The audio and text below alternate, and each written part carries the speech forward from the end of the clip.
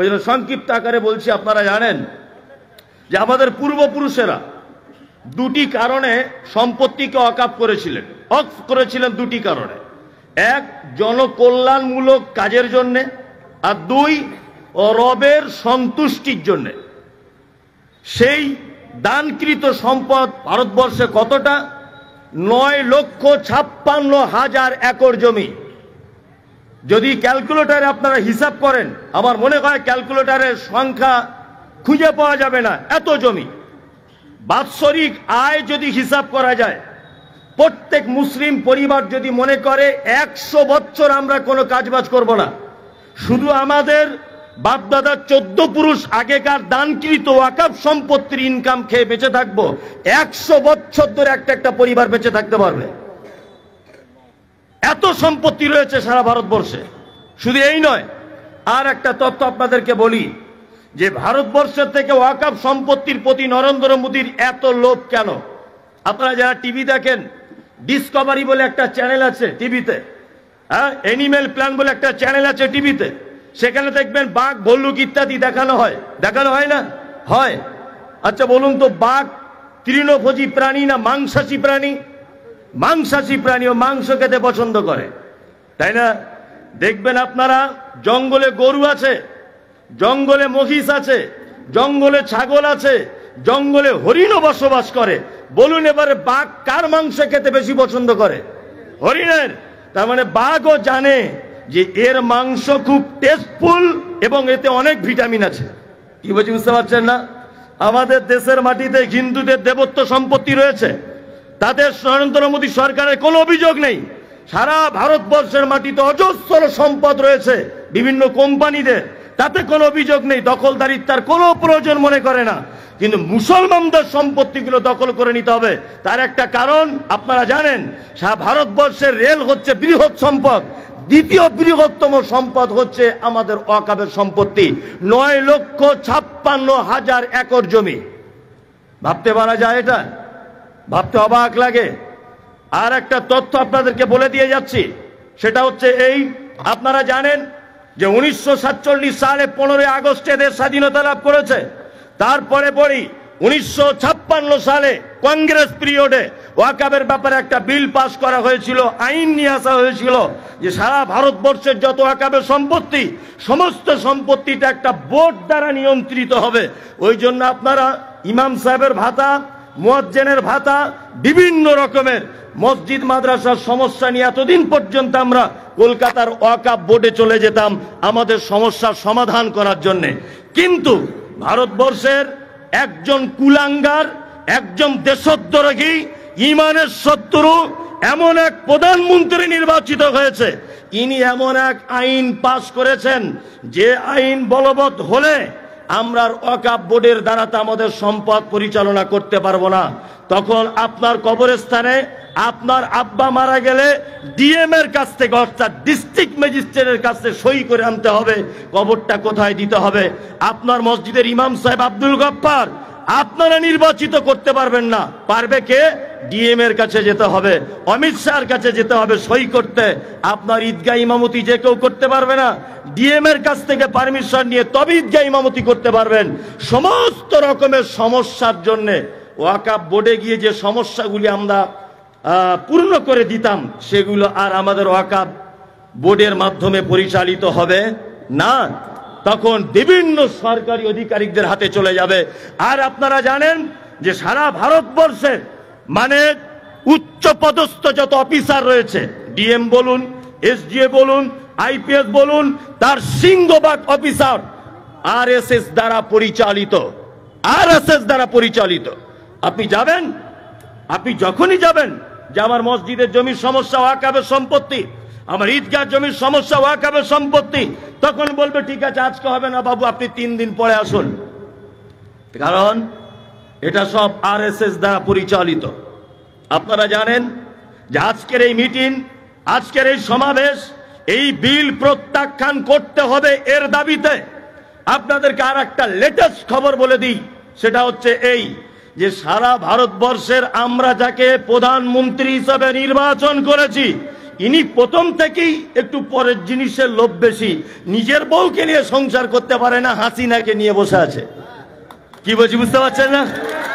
উনি নিজের বউকে নিয়ে সংসার করতে পারেননি, এখন হাসিনার প্রতি এত ভালোবাসা, ওনাকে রেখে দিয়েছেন ঠাকুরের মতো। উনি মুসলিম বিদ্বেষী, মুসলমানদেরকে দেখতে পারে না, কিন্তু হাসিনাকে খুব ভালোবাসে উনি, কেন জানি না। ইনি হচ্ছেন সেই প্রধানমন্ত্রী। আরে ওয়াকফ সম্পত্তি তো একটা বৃহত্তম আন্দোলনের জায়গা।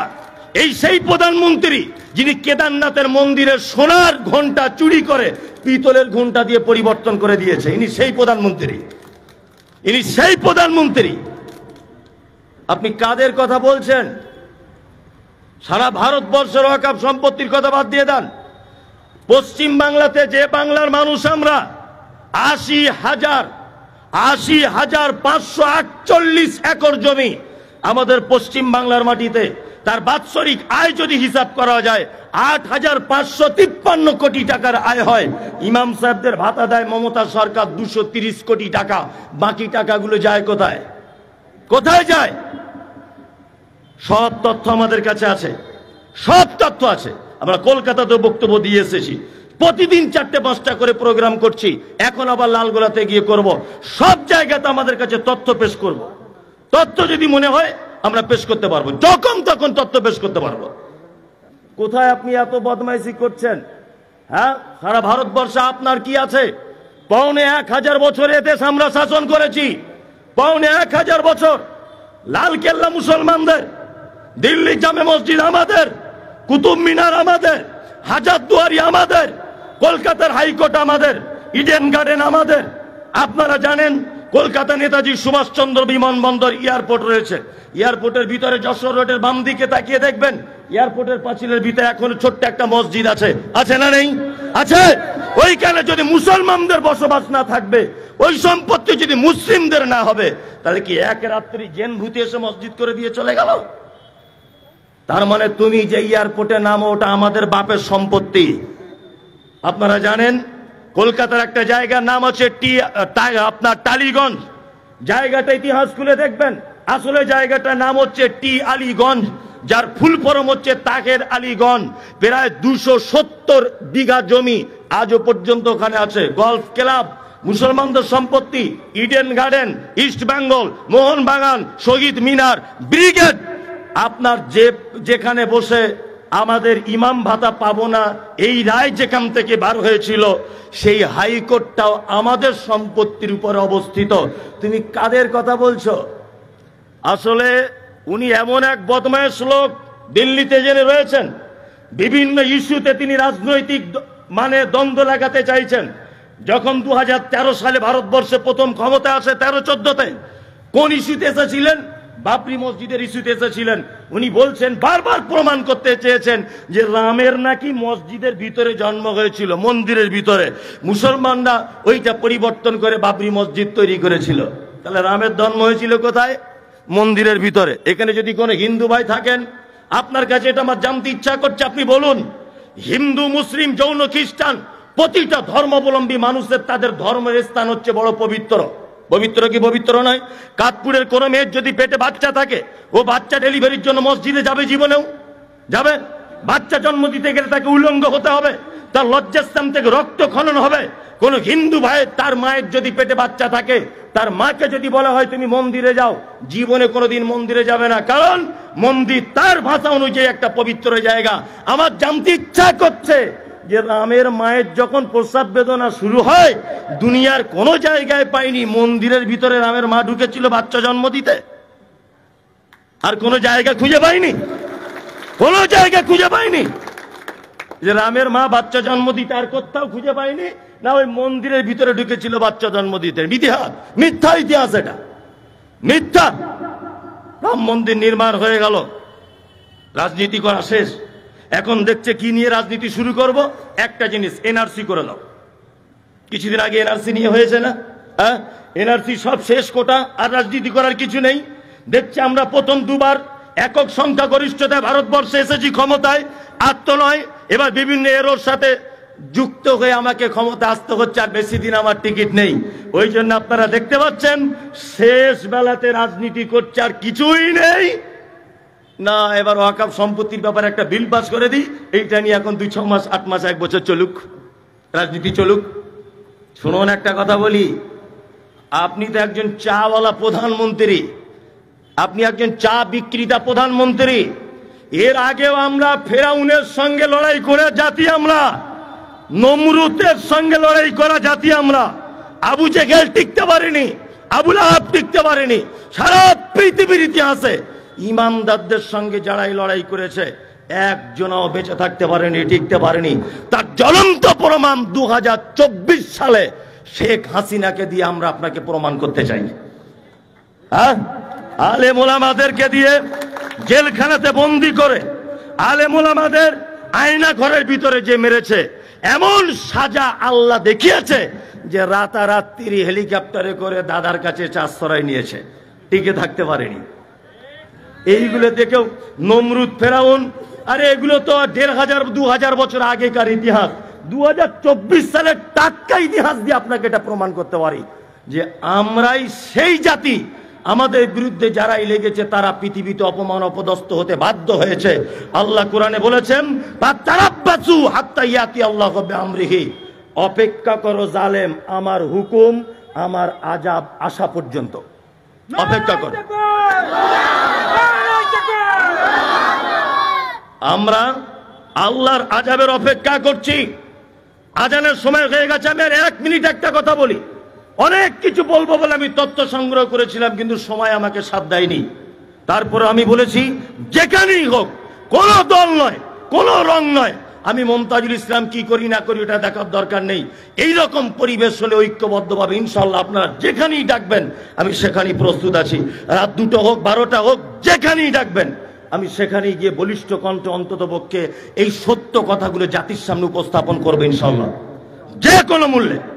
শেষ আপনার কাছে একটা কথা বলে দিই, এই মুহূর্তে আমাদের জন্য সমস্ত কিছু বন্ধ হয়ে গেছে। আপনারা বুঝতে পারছেন, আরএসএস সব জায়গা দখল করেছে। কোন জায়গায় এই মুহূর্তে আমাদের আর দখল করার মতো ক্ষমতা নেই। অন্তত পক্ষে আমরা এতটুকু করব, যে সমস্ত জায়গাতে এই মিছিলগুলো হবে আমরা সেই জায়গাগুলো অ্যাটেন্ড করব। আরে তবুও তো আল্লাহর দরবারে এটা বলতে পারবো যে আল্লাহ, আমি দিনের জন্য অতটুকু টাইম কাকপুরের মোড়ে কাটিয়েছিলাম, এর জন্য হয়তো আপনি কিয়ামতের দিনে নাজাত পেয়ে যেতে পারেন, নাজাত পেয়ে যেতে পারেন আপনি। একটা কথা বলে দিই, শুনে রেখে দেন, সময় হয়ে গেছে, আমি আর তো এক্ষুনি আজান হবে। মানে আমার মনটা খারাপ হয়ে গেল যে আমি এমন এক টাইম উঠলাম, আমি এসেছি প্রায় 3:30-টের সময়, সেই থেকে বসে আছি এখানে যে কিছু বলবো, আবার লালগোলাতে যাব। এটা কেমন হয়ে গেল? যাই হোক, ওমা তাশাউনা ইল্লা ইয়াশা আল্লাহ, মানুষের চাওয়া তো চাওয়া নয়। আমি এখানে কতক্ষণ বক্তব্য রাখবো এটা 1500 বছর 50,000 বছর আগে লিপিবদ্ধ করা আছে আমার। এর 1 মিনিট বেশি বলবো না। আপনাদের কাছে এটা বিনীত অনুরোধ, করজোড়ে অনুরোধ। দেখুন একটা কথা বলি, ময়দান ছেড়ে দিলে কিন্তু বিপর্যয় নেমে আসবে, মাথায় থাকে যেন এটা। আমরা ময়দান ছাড়বো না ইনশাল্লাহ, ইনশাল্লাহ। আগামী 26 তারিখে 26শে এপ্রিলে কলকাতায় বিভিন্ন সংগঠনের মাধ্যমে একত্রিতভাবে ওইখানে প্রতিবাদ সভা ডাকা হয়েছে। ইনশাল্লাহ আমরা যাবো, ইনশাল্লাহ, ইনশাল্লাহ। লিল্লাহি তাকবীর, লিল্লাহি তাকবীর। সকলেই ইনশাল্লাহ আমরা কলকাতার রাজপথ অবরুদ্ধ করে দিব। প্রয়োজনে কাফনের কাপড় বেঁধে নিয়ে দিল্লির পার্লামেন্ট পর্যন্ত ঘেরাও করবে ইনশাল্লাহ। কোন রকমের ভয় পাওয়ার কিছু নেই, ভয় পাবেন না। লা তাহজান ইন্নাল্লাহা মা'ানা, আল্লাহ আমাদের সাথে আছেন। যাই হোক, এখানেই আমি শেষ। আসসালামু আলাইকুম ওয়া রাহমাতুল্লাহ।